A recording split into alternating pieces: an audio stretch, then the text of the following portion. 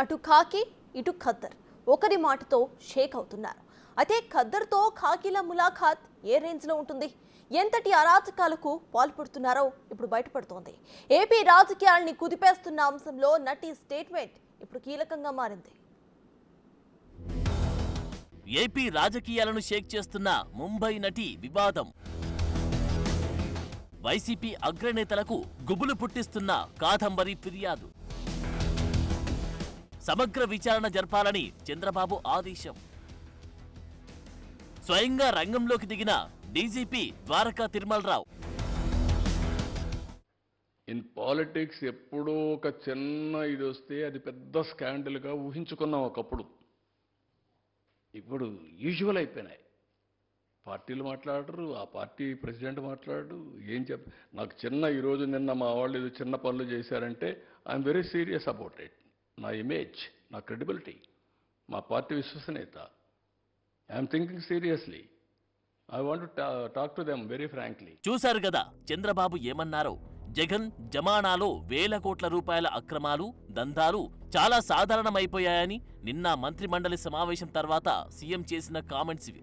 ముంబై నటి కాదంబరి జట్వానీ కిడ్నాప్ వ్యవహారంపై ప్రస్తావనలో ఆయన ఈ కామెంట్ చేశారు.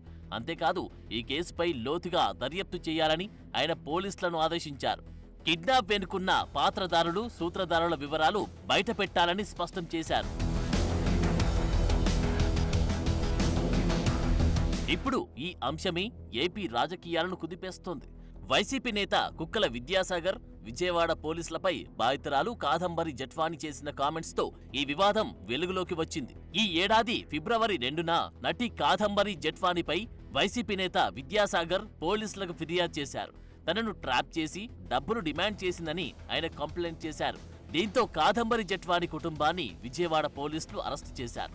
తర్వాత కొండపల్లిలోని ఓ గెస్ట్ హౌస్ లో వారిని బంధించి వేధించారని ఆమె ఆరోపణ. విజయవాడ పోలీసులు ఇంట్లోకి చొరబడి భయభ్రాంతులకు గురి చేశారని ఆమె ఆవేదన వ్యక్తం చేశారు. తన కుటుంబాన్ని చంపేస్తామని బెదిరిస్తున్నారన్నారామె. అంతేకాదు వైసీపీ నేత కుక్కల విద్యాసాగర్ న్యూడ్ సెల్ఫీలతో వేధించారంటూ ఈ వివాదాన్ని మరో స్థాయికి తీసుకెళ్లారు జట్వానీ. ఈ వేధింపుల నుంచి తనను రక్షించాలని ఆమె సీఎం చంద్రబాబుకు రిక్వెస్ట్ చేశారు.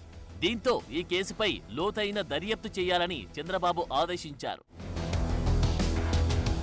సీఎం ఆదేశాలతో పోలీస్ శాఖ కేసు దర్యాప్తు ప్రారంభించింది. అసిస్టెంట్ కమిషనర్ స్రవంతి రాయ్ని ఈ కేసు విచారణాధికారిగా నియమించారు.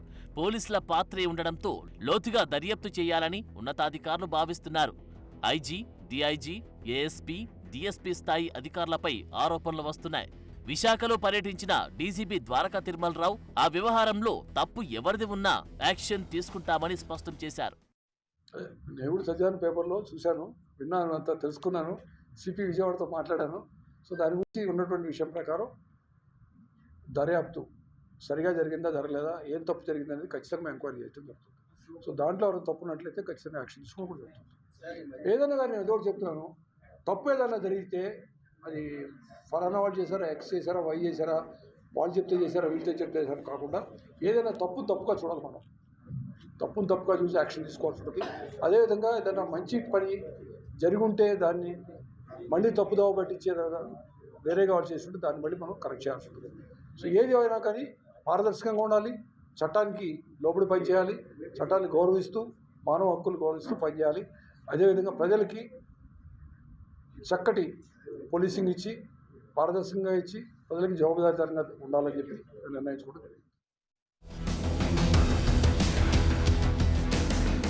ఈ కేసులో సజ్జన్ జిందాల్ పేరు ప్రస్తావనకు రావడంపై మంత్రి నారా లోకేష్ స్పందించారు. పారిశ్రామికవేత్తల పేర్లను డైవర్ట్ చేయొద్దని ఆయన రిక్వెస్ట్ చేశారు. బాధితురాలు చెప్పిన వివరాల ఆధారంగా ఫెయిర్గా చేయిస్తామని స్పష్టం చేశారు. దయచేసి పారిశ్రామికవేత్తల పేర్లు దీంట్లోకి లాగద్దండి. మీ దగ్గర ఆధారాలుంటే చెప్పండి తప్ప లేనిపోల పైన ఆరోపణలు చేయొద్దు. ఆమె చాలా స్పష్టంగా వేరే పేర్లు చెప్పారు, అధికారుల పేర్లు చెప్పారు, అని కనుక్కుందని మాట్లాడు. కాదంబరి కేసుతో వైసీపీ అగ్రనేతలు, పోలీసు ఉన్నతాధికారుల్లో గుబులు మొదలైంది. ఎవరి పేరు బయటకు వస్తుందో అనే ఉత్కంఠ నెలకొంది. ఈ కేసు ఎవరి మెడకు చుట్టుకుంటుందో అనే టెన్షన్ రాజకీయ వర్గాల్లో రచ్చ చేస్తోంది.